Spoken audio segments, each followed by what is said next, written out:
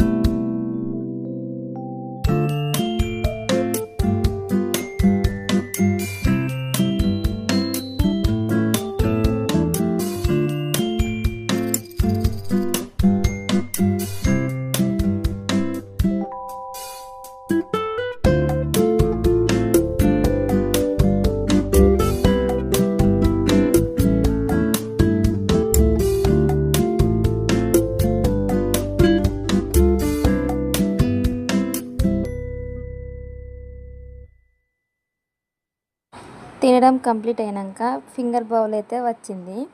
Hand wash చేసుకున్నాక కొద్దిసేపు అలా టైం స్పెండ్ చేసి ఫొటోస్ అయితే దిగి మళ్ళీ ఇంటికి అయితే వచ్చాము.